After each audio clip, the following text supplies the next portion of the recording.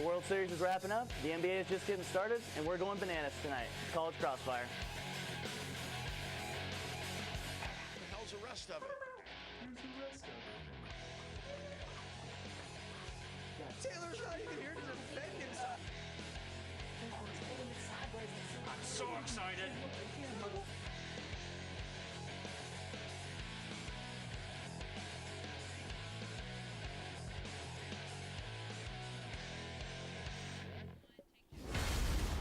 Hello and welcome into College Crossfire. I'm your host, Jeff Barker. In honor of Halloween tomorrow, we busted out our costumes a little bit early. So let's introduce the panel right now. To my immediate right, we have veteran Amy Johnson in the banana costume. Amy, how you doing? Feeling bananas. We're going bananas tonight. And in the middle, making her first appearance on College Crossfire, Alyssa Killebrew. Alyssa, how you doing? I'm good. Nice Dorothy good. costume. Thank you. And last but not least, in the Wu-Tang costume, Alex Wilkins. Alex, how you doing? Also your first time on Crossfire. It is my first time. Thank you. I'm glad Wonderful. to be here. Well, we begin tonight with the Fall Classic. With a win on Monday night in St. Louis, the Boston Red Sox took a 3-2 lead over the Cardinals. Game 6 currently underway right now. Doesn't look like Cardinals have any chance of coming back. Boston's up 6-0 in the top of the 7th. So guys, we're gonna switch things up a little bit here and say, just assuming Boston's able to finish this off tonight and win the World Series, who do you guys have as the MVP? Amy, we'll start with you. I don't think there's any denying David Ortiz. He's batting over 700 for the World Series. That's awesome. I mean, had it been before this game, I may have even thrown out Michael Wacha, but I don't know what happened today. It wasn't going for him because I was really impressed by the rookie, but I'm sticking with David Ortiz. Okay. Alyssa, what do you got? I'm going to say David Ortiz as well. He was coming into this game batting over 700, and he had 2 home runs and 6 RBIs. There's no doubt, David Ortiz. All right, we got 2 for David Ortiz. Alex, what's your I'm with them. I have to go with David Ortiz, a.k.a. Big Poppy, over here. His batting average is over 700, while the rest of his teams is at 144. He's a superstar. Putting the team on his back? Putting the team on his back. Nobody for John Lester, though? I mean, runner-up, right? Yeah, maybe. No co-MVP? Nah. Nothing? All right. Well, that's what everybody's saying, David Ortiz. Everybody's getting the point here. Big Poppy putting the team on his back. Moving on to Texas football. Texas football team proved that last weekend their win against Oklahoma the other week was more than just a fluke, and they finally figured out how to handle a weather delay as well. The Longhorns defeated TCU Horned Frogs 30-7 following a 3-hour weather delay to improve to 5-2 on the season. But one of the biggest storylines was the appearance of freshman quarterback Tyrone Swoops, who made his Longhorn debut at the end of the game. There's been an ongoing debate all year long about whether or not Mac Brown should play Swoops and burn his red shirt. So, do you guys think that Mac made the right decision to play Swoops, and what do you think his role will be in the offense moving forward? Alyssa, we'll start with you on this one. I do think it was a good choice for Mac to play Swoops. David Ash has not been back for several weeks, and we're still not sure when he's going to get back. Or if at all. Or if at all, exactly. And we're coming up with our 3 biggest games against OSU, Baylor, and Tech, so we can't really depend that David Ash is going to come back. And we do have Case McCoy, but we can't really depend on only him to bring us to all those games and give us a win. So I think it was a great idea to put Swoops in, especially in a game that we were definitely going to win. And I'm excited to see what he's going to do with the offense. So. Okay. You think he'll get any more playing time, or just when Texas is up big? I think when we really do need him, if Case gets hurt or if he's not playing as well, we can put him in, and he'll hopefully drive our offense to wins or even more than that. Okay. So. Alex? I agree with Alyssa. I think that it was a great idea to put Tyrone Swoops in. Although it wasn't meaningful time, it was a low-pressure situation, and I feel like he needs that. You can't just – he's obviously going to be our backup quarterback while David Ash is out, and he could be out the rest of the season. And I think that it's important to give that backup quarterback some low-pressure playing time before you throw him into a big game like Garrett Gilbert in the national championship against Alabama. I think that was important. He comes from a 2A school. He hasn't played since high school. It's good that he needs to start getting that experience in big games like this so we can see where he goes. And another thing is, if he's as good as we're hoping he is, or as Texas is hoping he is, it's not going to matter. I mean, True. and then so That's a really good point. If he is as good as everybody thinks he is, then it won't matter. He'll be gone go. after junior year to the Exactly. NFL. Amy, what do you got? Yeah, I think it was mostly a good choice, and obviously I think the biggest reason it happened was because of postseason. You know, like Alex brought up a good point, you know, with the whole Colt McCoy thing and Garrett Gilbert, and it was like, what the heck? Case McCoy is, I mean, he's a decent, good quarterback, I guess is a better way to say it. Game manager. Yeah, obviously he's like been better with the past few games, but there's no way he can lead them to a Big 12 championship on his own, and they have got to put in a backup. I mean, obviously Texas fans were not happy. They're like, what? Why would you put him in when it doesn't matter? But I think giving him more playing time, he's been taking snaps through practice like all season. This is not a recent thing. He's been playing, so I think we're going to see a lot more of him on offense than just a backup quarterback. And I think the main thing that Mac's looking forward to is probably postseason, because I think there's a potential for a big bowl game, and they're going to need more than just Case McCoy. So you think that maybe they're preparing him to play, to be able to play in a bowl game later on this season? Right, not necessarily a start, but they're going to put him in. There's no way they're going to let Case play a whole game. Okay. Well, I think Amy's going to get the point on this one. Moving on. Last week we had our panelists discuss who they think should be in college football's BCS top 5. Week 9 brought 2 changes in the top 5. Oregon leapfrogged Florida State for the number 2 spot after a big win over UCLA, and Stanford moved up to number 5 after Missouri was upset by South Carolina. Alabama does continue to be the consensus number 1 team in the country, but the real debate is who should occupy that number 2 spot behind the Crimson Tide. So who do you guys think should be occupying that number 2 spot? Alex, we'll start with you. Okay, so Oregon has a good offense, but I think they struggle defensively a little bit. I think that Florida State should be in that number 2 spot. I think that they've had the toughest schedule this season. They've only played one losing team this whole season. Sorry about that. And you know, they went out, beat number 3 at the time, Clemson, 51-14. And Clemson's still a good team. They're still in the top 10. Like, they're not going down in rank. They were a good contender. And I think that they've just repeatedly scored more. They scored, it was 50 points more than ranked opponents, while Oregon's was only 24.5. That's what the margin of difference was. And so I think that I think the Seminoles are definitely should Okay, deserve so you're saying second the spot. Seminoles in that number 2 spot. I mean, Oregon only gave up 14 points to a good UCLA team in the first game that they were tested. So, I mean, I do agree. They have given up some big points to some questionable teams in the season. I think that Jameis Winston is just such a versatile quarterback as well, and I think that really puts them on top. Okay. They have a better team overall. Amy? I mean, I think pretty simply put, I have to agree with her that Florida State is, but I think while Oregon was an impressive win over UCLA, I think that Florida State's win over Clemson was a much better victory. I mean, Florida State does have a strong offense, but I would love to see Florida State and Oregon play. That would be awesome. I'm actually going to disagree with both Amy and Alex here. I think Oregon should be number 2 because even though Florida State did play Clemson, they beat them by a lot. I think Clemson was overrated team the whole season. That's a really good point. So anyway, and I think Oregon they have a really good quarterback, Mariota. He's a Heisman frontrunner along with Winston, but he's throwing over 2,000 yards so far, and he has no interceptions, which is really impressive. So and also. Florida State, they're going to play Miami this week, and that's going to be the real test. UCLA was a pretty big test for Oregon, but their big test is going to be Stanford, so I don't think we're really going to know for sure until after those 2 games. Okay, I agree with that. I really don't think we're going to know until those 2 games when Oregon takes on Stanford next Thursday, and then this Saturday, Miami, Florida State. So we'll know a lot next Thursday, and even Saturday as well. But I think Alyssa's going to get the point for saying Oregon on this one. Coming up next, we'll discuss heartbreak in Dallas, day 1 of the NBA season, and you'll find out who our panelists think is the best team in the NFL. Stay tuned.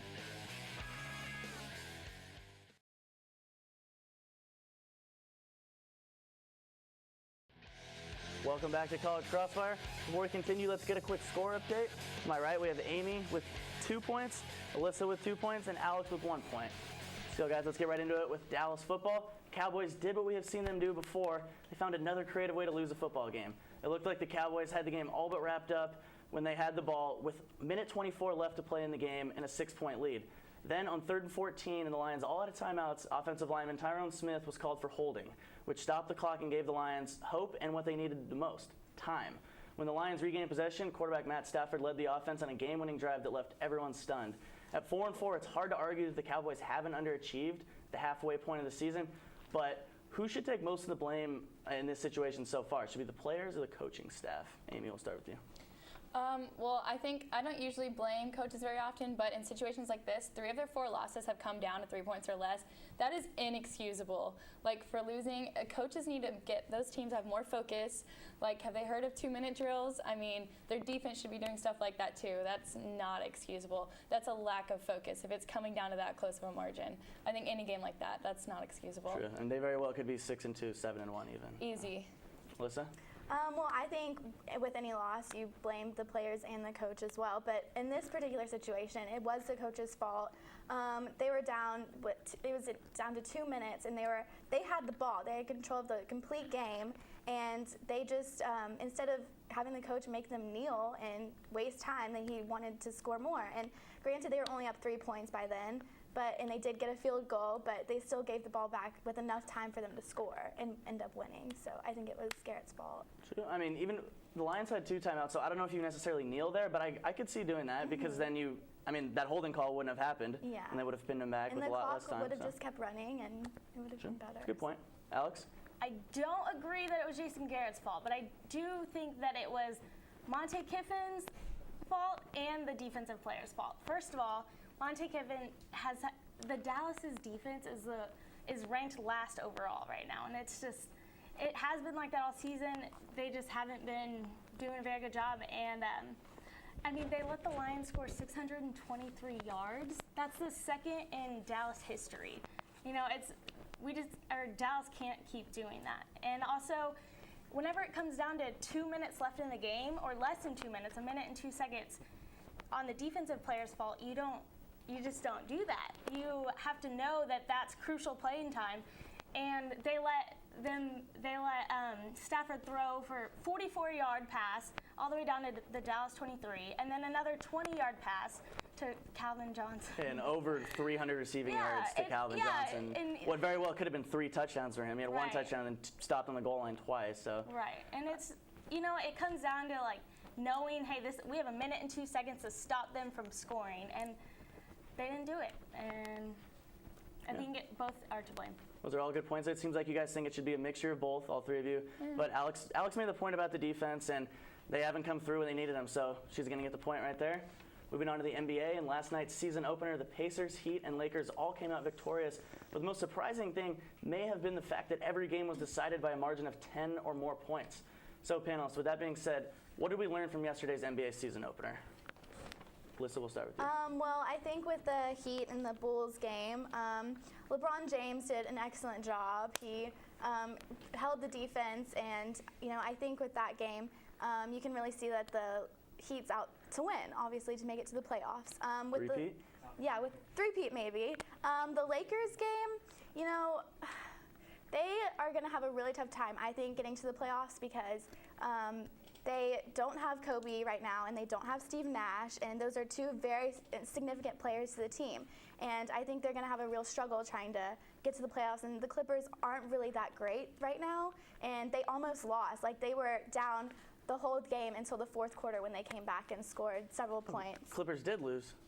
Yeah, I'm saying like the Lakers were... When the Lakers came back. When the Lakers came back, because the Clippers were ahead like half the time. Gotcha. So, and you can't really tell anything with the Pacers and the Magic, because Magic is not that great of a team, and Pacers only beat them by 10 points. So. Okay. Alex? I'm a little bit different on this one. I think that I learned 3 things. Pacers defense rocks. I think that the Pacers have the best defense in the NBA. Even though they played the Magic? Yeah. Yes. Okay, Magic's offense isn't that great, but I think that, Roy Hibbert, he blocked 7 shots, which got me 24 points on my fantasy team, by the way. Shout out. You know what's up. And they allowed Magic to only score 84.1 points per 100 possessions. So I think Pacers have a good defense, and I'm excited to see what they do with that. I thought that I think that the Lakers are actually going to do okay without Kobe. I think that everyone was a little bit worried about that, but their lineup was comprised entirely of backups, and they came out on top with the Clippers, and they scored some high numbers, and it was all backups, and I think that they're going to be okay. Lakers didn't play a single starter in the fourth quarter Right, and still won that exactly. game. So. Exactly. And also, I think that lastly, Miami is still on top. I think that the big three, D Wade, Chris Bosh, and of course LeBron James, they had a combined 46 points. Not their best, but I think that they're still showing that they're on their way to a championship. Alrighty. Amy, let's hear from you. Well, I'm going to take a complete 360 here and say that we didn't really learn much of anything yesterday. There were 6 teams, 3 games, none of them determined by more than 15 points. Like, there were no blowouts. None of the games went down to the wire. I mean, I think we readdress this question next week. We'll be able to know. But the fact that they were all determined between like 10 and 15 points, I don't think we learned anything yesterday. So you don't think the 10 or more point margin really means anything at all? It was between 10 and 15. I think if it was like 20 plus, then yeah, we'd be like, okay, well now, you guys suck. But the fact that it was all like pretty average scores, I don't think that really shows much, especially being the very first game of the season. Okay, true that. So I think we need to wait a little more. Maybe another week to see every team play a couple times? Definitely. All right, I think that's a good point right there. Amy's going to take that one, take the lead, up 3-2 right now. After week 8 in the NFL, we're just about halfway through the season. The Chiefs are halfway to perfect. The Broncos, Seahawks, and Saints all sit with 1 loss, but all 3 teams have been exposed at some point this season. So who's the best team in the NFL through the first 8 weeks of the season? Alex, we'll start with you. Okay, so I think Chiefs are obviously good. They have good defense, but the last 4 games they've been playing against backup quarterbacks. I just don't think that, I mean, we haven't seen a true test to them yet, and I think that'll come up in the next couple games, and that'll be interesting, especially when they play the Broncos.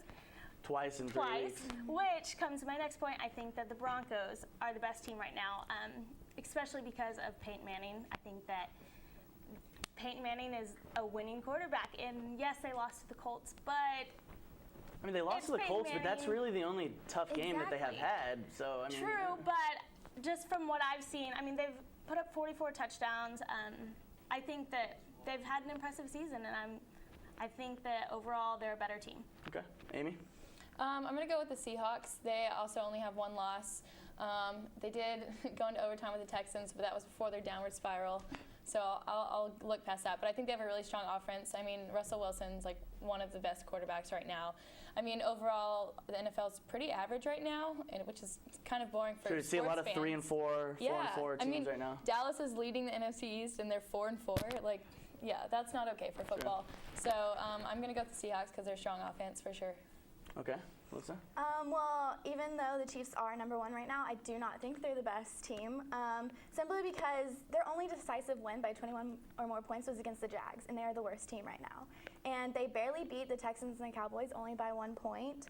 So, and they don't even play like hard teams like the Seahawks, 49ers, or the Saints. So I think the Broncos, agreeing with Alex, is the best team right now. And Peyton Manning, he's been throwing over 300 yards, and they're averaging 42.9 points a game. So I think the Broncos are really going to come out on top this season. So I like that nobody said the Chiefs. We had 2 for the Broncos, 1 for the Seahawks. Nobody thinks the Saints are up there? Even after that heartbreaking loss to New England, where they should have had it? They're obviously they should up be. there, yeah. But you don't think that nobody thinks they're the best? They're not. I don't think they have a tendency of like screwing level. up. So Okay. I don't know. We'll see. Alrighty, well, everybody's going to grab a point here going into rapid fire. Coming up next on College Crossfire, we'll crown a winner for the night. Stay tuned.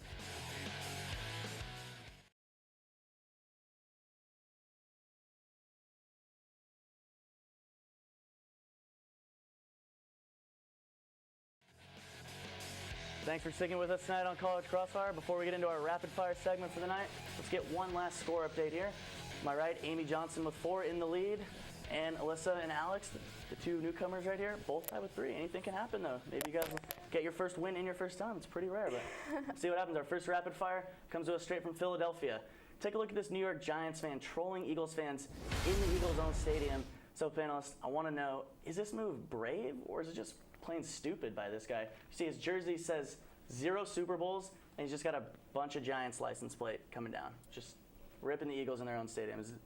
Anybody jump in? I love it. That's awesome. I love fans going against fans. Plus, Philadelphia is one of like the worst fans ever. Aren't they the ones who threw snowballs at Santa? Like, who does that? True. They had it coming. Philly kind of deserves it. Is that what you're saying? Yes. Oh my God. Alyssa, Alex, I agree that Phillies fans are terrible, and they deserve it absolutely. Yeah, I kind of like that. I respect that. I think you have to have like some serious guts to go out there and do that in their own stadium. That's crazy. It's all Okay. fun and games. Yeah, it is. Well, Amy said it was brave first. She jumped in there, so she's going to get those 2 points to start off the rapid fire. Well, guys, moving on. During this Monday's game between the Seattle Seahawks and the St. Louis Rams, we saw some interesting antics from players on both teams. First, take a look at Seattle wide receiver Golden Tate's touchdown catch as he deliberately taunts St. Louis defensive back Janoris Jenkins all the way down the field. Take a look one more time. All right, and now take a look at this fair catch flop by St. Louis receiver Tavon Austin.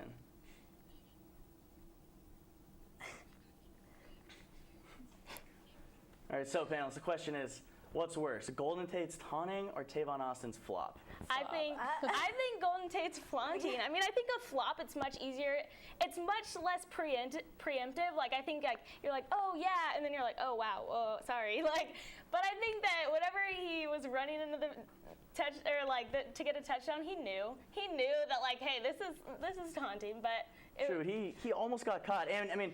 It's a Exactly. classic Like, life lesson cutting it there. The close. second one always gets caught because nobody's saying anything about Janoris Jenkins talking smack the entire game, and then Tavon Austin does that. Obviously, Right. it's on a bigger play. All the cameras are on him when he's running for a touchdown. right. Yeah, I mean, I think the flop's worse too because everyone's around you. They could all just like kick your butt. The other guy's running, he could just run away. Like, All right, so you're saying the taunting's worse. You're saying the flop. Oh, yeah. I Melissa? say taunting because that's just not classy. I'm all about being classy. I love classiness. Not in you know? sports. All about class. there's no class in sports. I know, but especially NFL. But no, I think like if you're gonna score a touchdown, like just be classy about it. Like why not? I mean, I think it was funny. it's but funny. It is was funny. I but mean- then like if like think of like They if get you're paid the fan, millions to do if that, you're a fan though. of the other team and like that's just that I know how that feels and that is not. It sucks. It is. All right, it well- really does suck. Alyssa and Alex both said the taunting here. They're going to get the points, which makes our next rapid fire that much more exciting. Whoever gets this one wins it all. In honor of Halloween, our last rapid fire is a simple question. If you could dress up your favorite athlete in a Halloween costume, what would it be? Oh my Anybody? god. David Ash, Jordan's left foot. Ooh. Jordan Cann, our sports director? Yes, there's Okay. there's an uncanny similarity. Okay, that's harsh, but I get. Anybody? Oh my god. My favorite athlete is Jason Witten. So I would like to see him as like a ballerina in like a tutu because he's such a big guy and I just think it would be hilarious. Okay. And he has like a softer side, so you know. I would say, well, my favorite athlete, only because he won the Heisman and I was an Alabama fan, Mark Ingram. Whoa. He's not good now, but like Whoa now. Alabama? he was good. I have Mine grown is up an 10. Alabama fan my whole life. I would like for him to be a twerking fairy. Wait, who being a twerking? Mark Ingram Mark being a Ingram being twerking a fairy? twerky fairy. I mean, Okay. that might only be interesting because he kind of looks like a bowling He's ball. huge. But, I mean, He's huge and like in little tights, and then just going around with like a fairy thing and like twerking. He'd be better He as could a be bowling Miley's ball. wrecking ball. Yeah. Or some Miley's wrecking ball. That's a new one. twerking, wrecking good. ball. All right, and anybody else? We still got some more time, and I can't really decide here. Anybody else got another I one? mean, I feel like literally anything that Gronk dressed in would be perfect. Literally any costume ever. Any costume that's as girly I as would it like can I would get. like to see Case McCoy dressed as a bulldozer to make fun of Belldozer. That could work. Okay, so you said Case McCoy is what? as a bulldozer to make fun of Belldozer. Okay. So yeah, Jason Wynn as the ballerina, and then Case as a bulldozer. All right. Alyssa, you got any? Oh, do I have another one? Okay. Gosh. I have no idea. I'm pretty sure we can all agree that Andy Dalton would make a great gingerbread man. Okay. Yeah. Okay. Andy Dalton is kind of like Garrett Gingerbread Green. Man 2.0. Yep. Yeah. Exactly. Maybe Peyton Manning as my Toto. Okay. That'd be odd. Well, I think Amy with the TSTV jokes, bringing it home a little bit. She is going to bring home the title for tonight. And quick score update before we give Amy her FaceTime. Top of the 8th inning, 6-1. Cardinals still don't think they have a shot to come back, but I think looks like we're going to see the Red Sox win it all. Also, Texas volleyball won in 4 sets against TCU. Oh. So shout out to them. Now FaceTime for Amy. What do you got, Amy? Oh man. Well, I guess we can talk about bananas for a little bit. Well, there's some bad bananas go to the Cardinals. Game 1, Game 6. That's embarrassing. You're in the World Series. You shouldn't lose by that much. Good bananas, Texas volleyball. Yes, excellent. Repeat? Sorry, I didn't interrupt your FaceTime. Definitely. Oh, it's fine. Repeat for sure. Volleyball team is incredible. Any more bananas? Actually, I have 3 bananas that are going bad in my kitchen right now. That's more bananas for anyone. Also, the Astros. I just want to feed you all bananas so that you can hit harder and run faster. Yeah.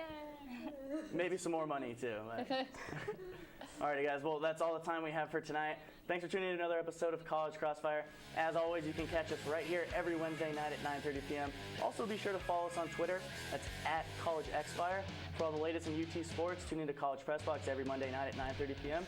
For everyone in Master Control, the studio, the panel, and myself, have a good night.